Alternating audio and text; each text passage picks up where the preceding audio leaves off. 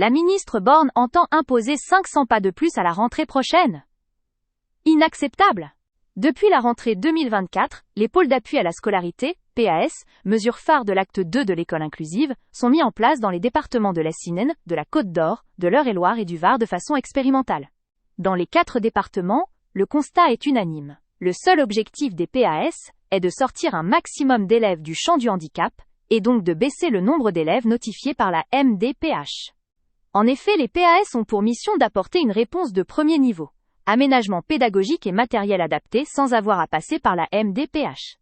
Ainsi, l'Éducation nationale se substitue à cette dernière pour décider des besoins des élèves, faisant des économies sur l'accompagnement humain que sont les personnels AESH.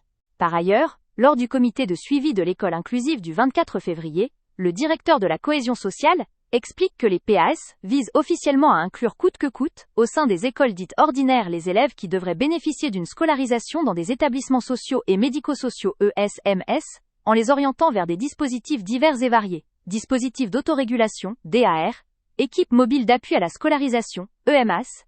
D'autre part, chaque PAS serait dirigé par un enseignant et un personnel d'ESMS. Les établissements spécialisés seraient ainsi vidés des personnels y étant affectés.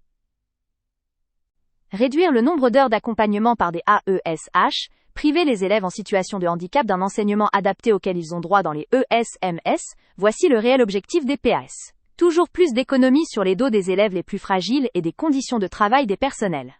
Quel est le bilan de la mise en œuvre des PAS dans les 4 départements préfigurateurs ?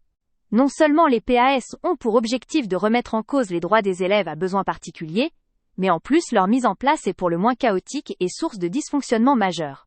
PAS incomplet, manque de personnel du médico-social. Aucun budget pour l'achat de matériel pédagogique, observations faites dans les classes par un personnel médico-social inadapté, par exemple observations réalisées par un ergothérapeute en lieu et place d'un psychologue de l'éducation nationale, personnel AESH, utilisé pour accompagner des élèves qui ne sont pas notifiés par la MDPH. Partout, le manque de moyens matériels et de personnel ralentit les observations et les prises en charge des élèves.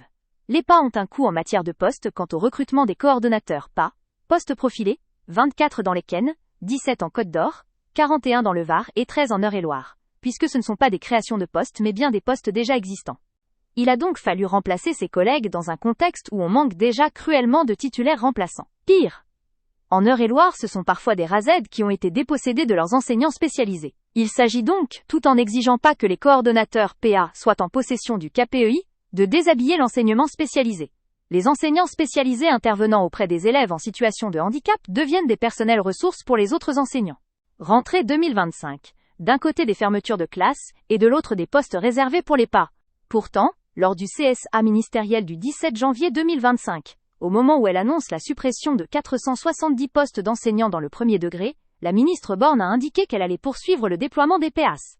Un mois plus tard, à l'instar de notre secrétaire général qui annonce en CDEN que finalement il y aura au moins un PS en Mayenne, la ministre annonce la création de 500 PAS supplémentaires au lieu des 100 prévus initialement, avec l'objectif de généraliser des PAS dans tous les départements à la rentrée 2027. D'ores et déjà, le ministère indique lors du comité de suivi de l'école inclusive que 300 PAS sont déjà prêts pour la prochaine rentrée, alors qu'au moins 24 000 élèves ne trouvent pas de place dans les ESMS, que l'inclusion scolaire systématique et forcée fait exploser les classes et les écoles, que la suppression de 470 postes dans les écoles déclenche colère et indignation des personnels, des élus et des parents dans les départements depuis plusieurs semaines, la ministre Borne s'entête à vouloir généraliser un dispositif qui permet de remettre en cause les droits des élèves en difficulté ou en situation de handicap, et aggraver les conditions de travail des personnels.